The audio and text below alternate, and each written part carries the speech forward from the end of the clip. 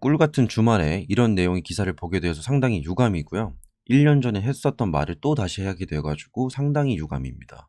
일단 1년 전에도 똑같은 패턴이었죠. 2022년 1월 26일 날 요러한 기사가 비슷하게 나왔었고요. 그 당시 혐의가 당시 기준으로 2년 전에 SK이노랑 에코프로비엠이 2조 7,412억 원 규모의 장기 공급 계약을 했는데 이때 임원들이 미리 샀다가 팔았다는 내용이었어요. 근데 팩트는 산 거는 일부 맞아요. 근데 팔질 않았어요. 못 팔았어요, 정확히는. 그 이후로 코로나가 터졌는데 그 이후로 더 매수한 사람들이 있었고, 제가 당시에 했던 말은 2년 전에 있었던 걸 왜 이제 와서 얘기하는 거야? 아니, 이 기간 동안에 가만히 있다가 왜 2년 전 거를 지금에 와서야 얘기하는 거냐? 얘기를 했는데 지금도 똑같은 상황이죠. 지금 나온 기사만으로는 언제적에 했던 거를 얘기하는지 잘 모르겠어요. 근데 내용을 좀 읽어보시면요. 저는 일단 1차적으로 좀 의아했던 게 왜 하필 어제 이걸 냈을까라는 생각인 게 3월 15일, 16일, 17일 코엑스에서 이비트렌드 코리아를 했잖아요. 실제로 저도 거기 방문해가지고 에코프로 부스 방문하고 LNF 부스 방문하고 LG엔솔, SK온 등등의 기업들 부스를 방문을 했지만 에코프로 부스에 가장 오래 있었습니다. 그러면 압수수색을 16일부터 17일까지 했다며요. 그럼 그때 이거를 기사를 쓰던가 발표를 해야지. 왜 뜬금없게 주말이 돼가지고 18일날 이걸 올려요. 그리고 기사 자체도 되게 모호해요. 뭘 미공개 정보라는 건지 잘 모르겠는 게 이거 다 공감하실 거예요. 에코프로 주주분들은 지금 최근에 이렇게 오르는 과정에서 어떤 호재가 떴나요? 없어요. BM 주주분들도 그럴 거 아니에요. 무슨 호재가 떴나요? 없어요, 아예. 그래서 저로서도 좀 약간 이게 의문이었고 의아하고 약간 떨떠름했던 게 포스코 케미컬과 LNF 같은 경우에는 공시가 뜨면서 상승이 나왔잖아요. 근데 그때 당시 에코프로 주주분들은 어떤 입장이었냐면 쟤네 뜨는데 우리 쟤네한테 물량 뺏기는 거 아니야? 이런 얘기 나왔었고요.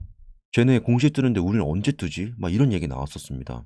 실제로 제 댓글에 와가지고 에코프로 BM은 뭐 공시 없나 보다, 뺏겼나 보다 이렇게 하는 사람도 있었고요. 결국에 미공개 정보를 이용해서 거래를 했다라는 게 뜨려면 어떠한 정보가 공개된 다음에 주가가 상승해야 되잖아요. 그러니까 미공개 정보를 이용한 매매를 했다라는 게 왜 욕을 먹냐면 시장에 알려지지 않은 정보로 자기네들끼리 미리 매수한 다음에 수익을 내고 그 다음에야 이제 정보가 나왔을 때 쟤네는 이거 미리 알고 있었네 이게 돼야 되거든요. 근데 지금 정보가 나온 게 없다니까? 저도 그래서 의문이었어요. 아니 뭐 호재가 있어야지 올라야 되는데 호재가 어느 정도 규모인지 측정이 돼야 되는데 그냥 오르니까 그냥 계속 올라왔으니까 논리가 맞지 않다 이거예요. 미공개 정보를 이용했다라고 입증을 하려면 일단 정보가 공개돼가지고 주가가 오르는 걸 좀 봐야 되는데 그렇지도 않았고 그리고 저는 이거에 대해서는 한결같은 생각인데 미공개 정보를 이용해가지고 내부 거래를 했다 내부자 정보 거래를 했다 라는 걸 입증하는 게 되게 어려워요. 예를 들어서 횡령 배임 같은 경우에는 재무제표를 펼쳐보고 아니면 회계사들이 점검을 할 수가 있어요. 너네 여기 비는데 이거 뭐야? 이거 횡령했네. 라고 할 수가 있고요. 정확하게 수치적으로 조금 더 집중해서 들어가게 된다면 날짜까지 구할 수가 있습니다. 너네 여기서 쓴 돈 뭐야? 이렇게 할 수 있거든요. 그러니까 이거예요. 슈퍼에서 물건을 훔치다 걸리는 횡령 배임 같은 거는 정확하게 잡아낼 수가 있어요. 근데 이 내부 거래 같은 거는요. 너 알바생 얼굴 봤어 안 봤어랑 좀 비슷합니다. 저 그거 안 보고 저 썬칩 보고 있었는데요. 저 껌 보고 있었는데요. 이거랑 똑같은 거예요. 회사에 당연히 근무를 하니까 일반 사람들만 더 많은 정보를 얻을 수밖에 없고요.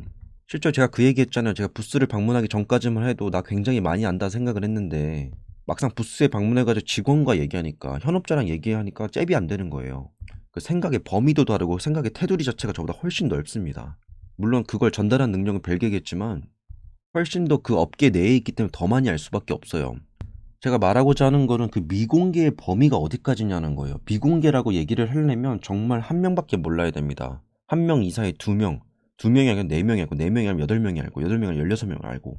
세상의 비밀은 두 명 이상 아는 순간부터 비밀이 아니에요. 그럼 1년 전에 밝혀졌었던 2년 전에 SK이노베이션과 에코프로비엠 요 공시에 대해서 이야기를 할 때도 그러면 에코프로비엠 회사 임직원 말고도 SK이노베이션 관련자들의 마누라의 친구들, 친구들의 아들들, 이 사람들이 다 몰랐을까요? 그래서 저는 이 미공개 정보라는 거 기준 자체가 굉장히 모호하고요. 그걸 사용해서 매수를 했다, 매도를 했다라고 입증하는 것 자체가 굉장히 애매한 게 이건 양심 차원의 문제입니다. 그래서 얼마 전에 저도 우연하게 배터리 아저씨 영상을 봤는데 그분도 그렇게 얘기하더만요. 사람들이 당신도 돈 많이 벌었잖냐 하니까 그분은 오히려 금양 이사로서 주수익을 가질 수가 없다, 매수할 수 없다라고 하더라고요. 그래서 다른 사람들이 뭐 얼마 벌었다 하는 게 제일 배 아프다고, 그게 제일 악플 같다고. 이런 얘기를 보고 느낀 건데 그냥 양심 차원의 문제입니다. 난 내가 여기 회사 다니고 있으니까, 난 여기 임원이니까 내가 남들처럼 똑같이 매수를 하고 매도를 한다면 뭔가 형평성이 어긋난다, 난 안 할래 라고 할 수도 있는 거고, 그냥 나는 그냥 이런 거 무시하고 나 혼자 알아서 해볼래 라가 될 수 있는 거죠.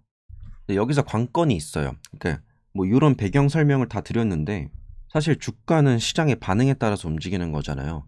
저는 이 내용 자체가 회사를 흔들 수 있을 만한 뭐 어떤 이슈라고 생각하지 않아요. 대부분의 사람들이 깨어 있다면 이 내용에 대해서 무시하고 오히려 매수를 할 가능성이 더 높겠죠.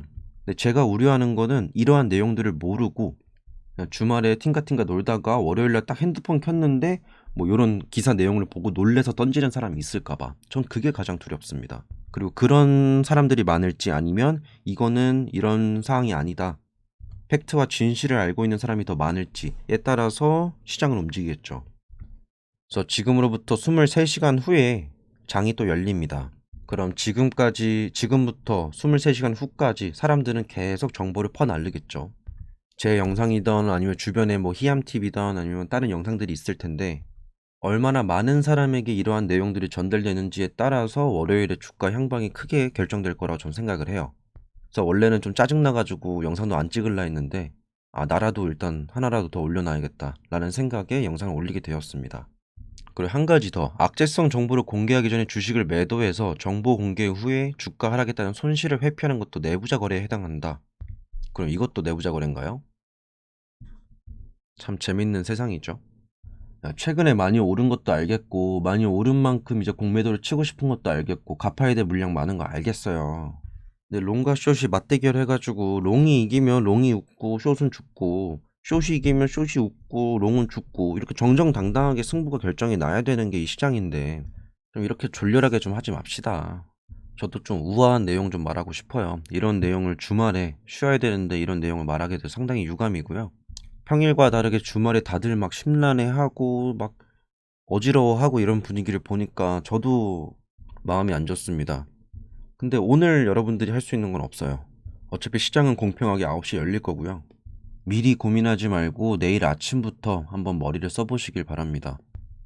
주말 잘 쉬시길 바랄게요.